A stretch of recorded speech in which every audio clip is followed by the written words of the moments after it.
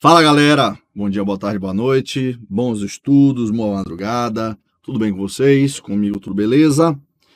Professor João Liberato Filho, mais uma aula de processo civil, nesse nosso curso completo de processo civil, artigo por artigo, em vídeo, fornecido, promovido pelo Tec Concursos. Como sempre, vou jogar na tela aqui, vocês têm o meu contato pelo Instagram, o @jliberato_procivil, através do qual vocês podem manter contato comigo. Fiquem à vontade, tirem dúvidas, vamos conversar sobre advocacia, concurso público, carreiras jurídicas, questões, teoria, julgados, tá? Eu estou à disposição de vocês através desse canal aqui, beleza? Na aula passada, meus caros, só para a gente ter um flashbackzinho, nós falávamos, na aula passada, não, no bloco passado, nós falávamos sobre o artigo 329 do Código de Processo Civil. E, obviamente, nessa nossa aula de hoje, nós abordaremos do artigo 330 em diante, ok? Nós falávamos sobre petição inicial, né, sobre formação do processo. E nós ainda vamos falar sobre petição inicial, haja vista que tem uma série de questões sobre as quais nós devemos conversar. Vamos adiante. Artigo 330 do Código de Processo Civil.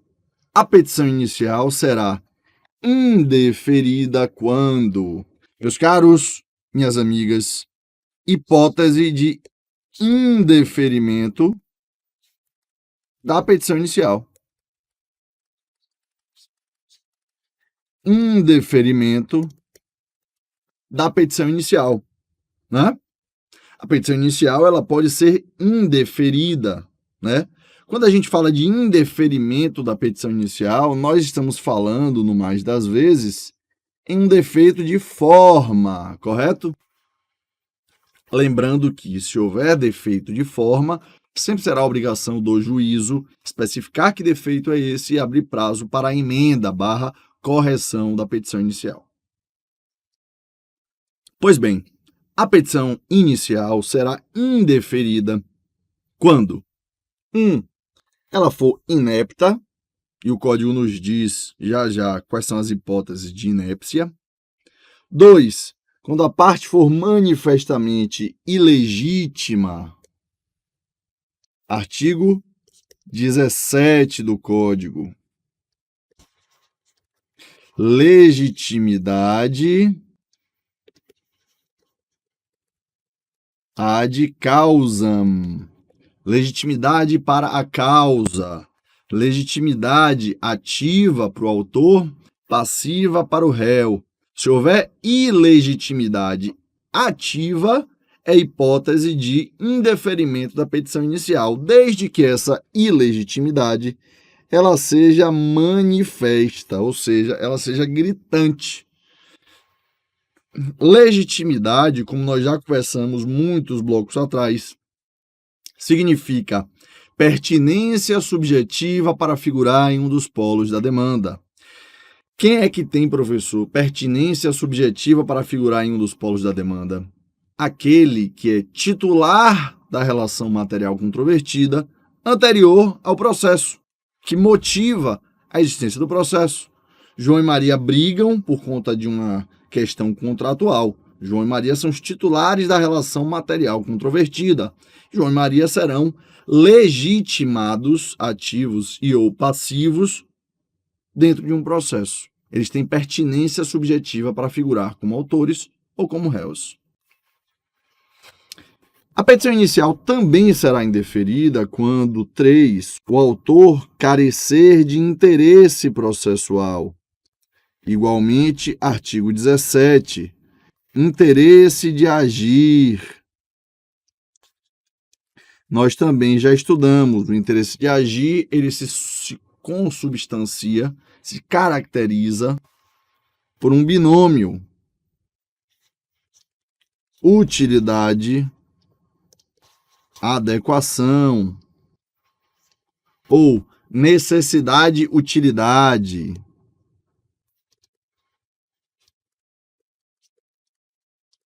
Ou seja, É necessário ao autor demonstrar na petição inicial que aquele processo é útil, é necessário e a via eleita é adequada. Ou seja, eu preciso demonstrar que sem o manejo do processo, sem a utilização do processo, sem deflagrar um processo judicial, eu não vou conseguir obter a finalidade que eu desejo. O processo é necessário para mim, é imprescindível, e a finalidade que eu vou conseguir através do processo, com o uso do processo, ela é útil. E o meio pelo qual eu estou requerendo algo é o meio adequado em conformidade com a lei. Isso significa interesse processual, interesse de agir. Também é a última hipótese, né? Também é a hipótese de indeferimento da petição inicial, inciso 4, quando não atendidas as prescrições dos artigos 106 e 321 do Código de Processo Civil, os quais eu transcrevi aqui no slide. Artigo 106 do CPC. Quando postular em causa própria, incumbe ao advogado declarar na petição inicial as suas informações. 2. Comunicar ao juízo qualquer mudança de endereço. Ou seja, eu, quando advogo em causa própria, eu tenho que instruir o processo com todas as minhas informações, sob pena de indeferimento da petição inicial. Artigo 321. O juiz, ao verificar que a petição inicial não preenche os requisitos dos artigos 319 e 320 do CPC, ou que apresenta defeitos e irregularidades capazes de dificultar o julgamento do mérito, determinará que o autor, no prazo de 15 dias, emende ou complete a petição inicial, indicando com precisão o que deve ser corrigido. Se o autor não cumprir a diligência, o juiz indeferirá a petição inicial. Então, o 321, ele tem claríssimo diálogo com o inciso 4 do artigo 330 do CPC. 330, inciso 4, mais parágrafo único do artigo 321. Há praticamente uma redundância no conteúdo dos textos normativos destes dois artigos. Beleza, galera? Fácil, hein? Mamão com açúcar. Vamos avançar? O artigo 330, contudo, ele não acaba no inciso 4. Nós temos parágrafos, né? Considera-se inepta a petição inicial quando, lembrem-se que a inépcia, vou destacar de outra cor aqui de verde, a inépcia é a primeira hipótese do 330 de indeferimento da petição inicial. Então, a inépcia é melhor enquadrada no parágrafo 1º deste mesmo artigo 330, que nós vamos ver agora no próximo slide. Considera-se inepta a petição inicial quando 1. Lhe faltar pedido ou causa de pedir. Meus caros, pedido ou causa de pedir. Lembram o regramento dos pedidos, artigo 322 e seguintes? Lembram que a causa de pedir, teoria da substanciação,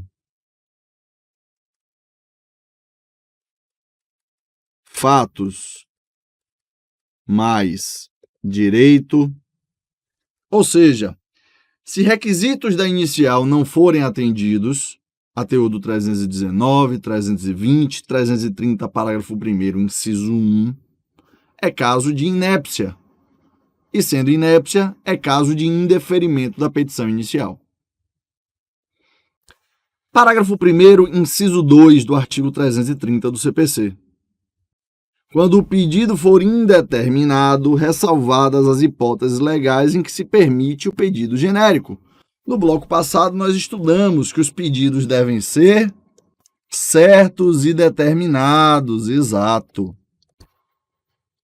Certos e determinados. Mas que existem possibilidades de se formular pedidos genéricos, né? E também existem pedidos implícitos.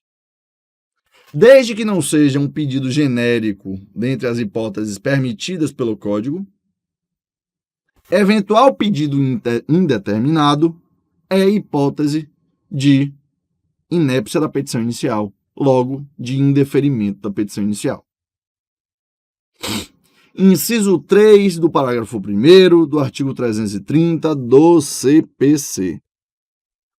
Quando da narração dos fatos não decorrer logicamente a conclusão. Meus caros, isso aqui é a contradição interna. Quando eu argumento em um determinado sentido, mas concluo de forma incoerente, né? Ilógica, quando a minha conclusão não decorre logicamente dos fatos que eu descrevi. Então imagina que eu faço aqui num exemplo bobo, imagina que eu faço uma petição inicial descrevendo fatos que se relacionam a um contrato de telefonia móvel e nos pedidos eu formulo pedidos como se eu estivesse diante de uma ação de alimentos. Percebam que os pedidos estão em dissonância em relação aos fatos narrados. Então, quando da narração dos fatos não decorrer logicamente a conclusão, por conclusão se entenda pedidos, é hipótese de inépcia, e sendo inépcia, é hipótese de indeferimento da petição inicial. Por fim, inciso 4 do parágrafo 1º do artigo 330 do CPC, quando contiver pedidos incompatíveis entre si. Imaginem vocês que eu peça, por exemplo, a consequência da rescisão de um contrato sem pedir a rescisão. São pedidos incompatíveis entre si, né? Por exemplo, tá? Eu posso pedir, ao mesmo tempo, o reembolso do valor pago pelo carro e a substituição do produto, até o do artigo 18. A acumulação desses pedidos é incompatível entre si, ou um ou outro. Isso aqui é uma questão de lógica jurídica. É de lógica formal mesmo, mais do que uma questão jurídica. Parágrafo 2º do artigo 330 do CPC. Nas ações que tenham por objeto a revisão de obrigação decorrente de empréstimo, financiamento ou alienação de bens, o autor terá de, sob pena de inépcia, discriminar na petição inicial, dentre as obrigações contratuais, aquelas que pretende controverter, além de quantificar o valor incontroverso do débito. Meus caros, todas as obrigações que contenham parcelas sucessivas e até nos contratos que contenham mais de uma obrigação,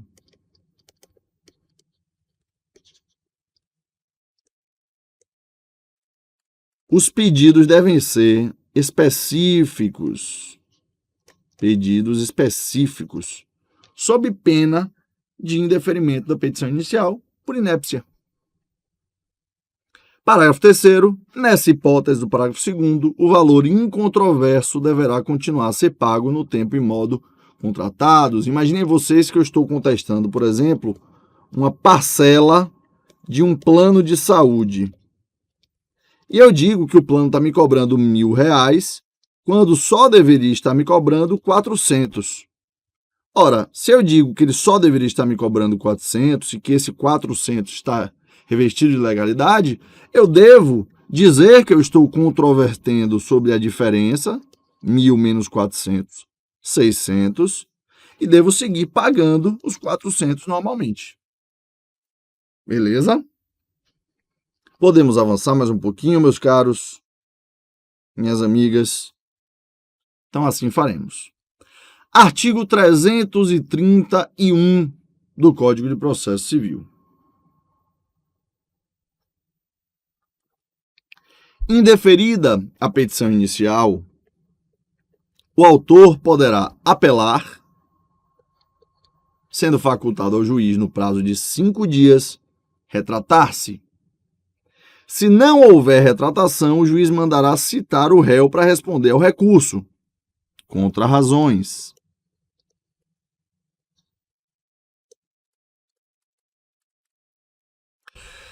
Parágrafo 2º. Sendo a sentença reformada pelo tribunal, o prazo para a contestação começará a correr da intimação do retorno dos autos, observado o disposto no artigo 334, que nós já veremos, que é a audiência de mediação ou conciliação. Parágrafo 3º. Não interposta a apelação, o réu será intimado do trânsito em julgado da sentença. Meus caros, fluxograma. Vamos lá? Apresentei a minha petição inicial. Está aqui. Petição inicial. O juiz, quando recebe essa demanda, ele vai dar o despacho inicial.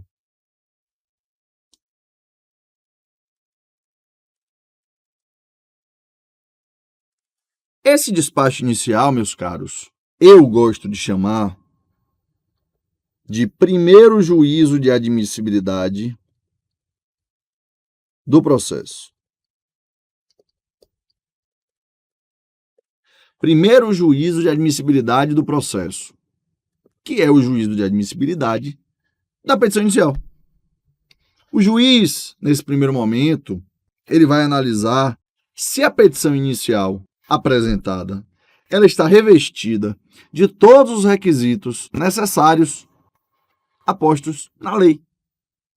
Ou seja, tudo que a lei exige do autor para que o procedimento seja regular na petição inicial está constando aqui. O juiz, então, ele faz o primeiro juízo de admissibilidade do processo, que é o juízo de admissibilidade, a conferência das formalidades mínimas exigidas para a petição inicial. Ele vai visitar aqui condições da ação, pressupostos processuais, requisitos do processo e da petição inicial, se tem documentos, se tem procuração, se tem todas as informações necessárias.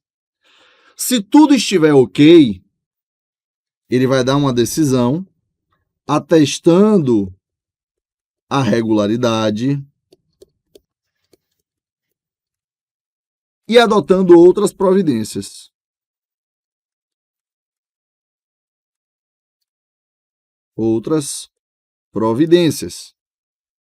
Que podem ser, por exemplo, a análise de uma tutela provisória, designar uma data para audiência de conciliação ou mediação. Se não for hipótese de audiência de mediação ou conciliação, mandar citar o réu, ATO do 231. Ou seja, se estiver tudo ok com a petição inicial, o juiz vai fazer o juízo positivo de admissibilidade da inicial e ele vai dar prosseguimento ao feito. Agora, se não estiver tudo em conformidade com a petição inicial, a gente tem outro caminho a seguir. Olha só. Intimar o autor para emendar ou completar a petição inicial, indicando precisamente o vício existente.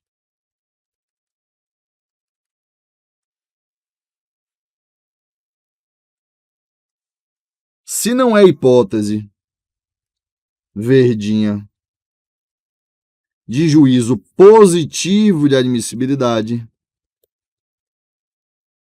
vai ser hipótese vermelhinha de cima de juízo negativo de admissibilidade.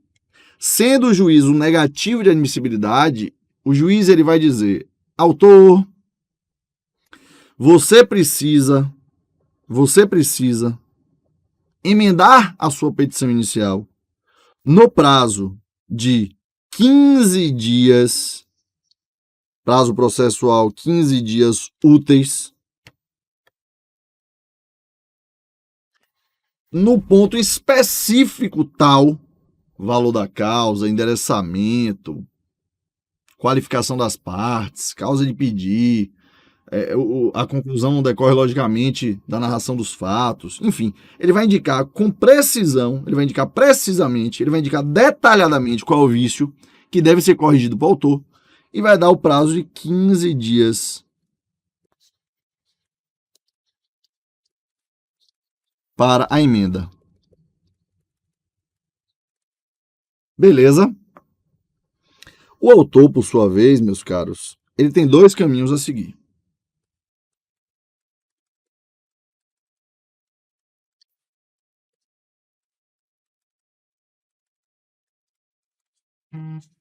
Ele pode entender que o juiz está correto e promover a emenda da petição inicial.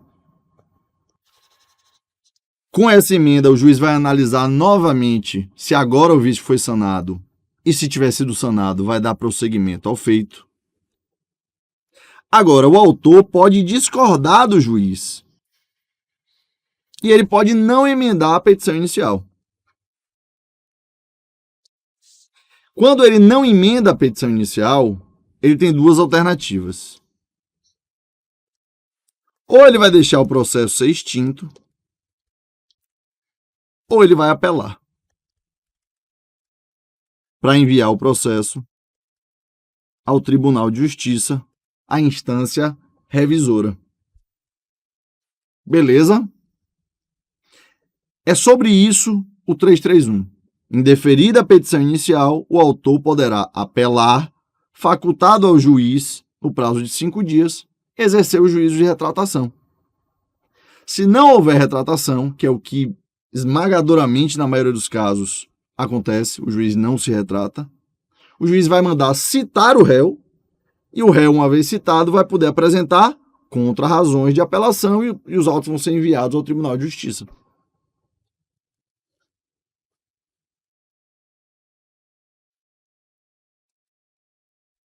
Beleza? Compreendendo isso aqui? Bem fácil, tá? Espero que vocês tenham realmente compreendido, porque isso aqui vai ser muito importante daqui a pouquinho, quando a gente for conversar sobre não indeferimento da petição inicial, mas improcedência liminar do pedido. Beleza? Que é a outra circunstância que ocorre logo no começo do processo e está agora no artigo 332. Sobre esse fluxogramazinho aqui, é o seguinte: se não houver retratação, ou seja, vamos lá, petição inicial apresentada, vou destacar de azul, tá?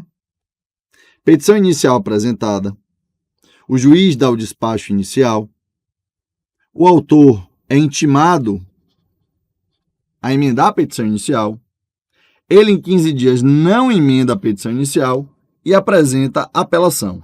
Então, petição inicial, despacho inicial, intimação para emendar a petição inicial, o autor não emenda e apela. O que é que vai acontecer? O juiz vai mandar citar o réu vai apresentar contra-razões de apelação. Caso o juiz não se retrate, ele manda citar o réu vai apresentar contra-razões de apelação, os autos vão ao tribunal. O tribunal pode julgar procedente a apelação, né, e mandar os autos descerem para a origem para ter regular prosseguimento, ou improcedente. Se julgar improcedente, o processo vai ser mantido, extinto, sem resolução do mérito. Beleza? Agora, sendo a sentença, reformada pelo tribunal e descendo os autos, o juiz vai ter que designar audiência, se for hipótese de audiência, né? E após a audiência, abre-se prazo para contestar a ação.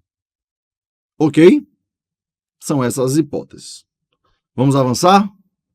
Então, bora.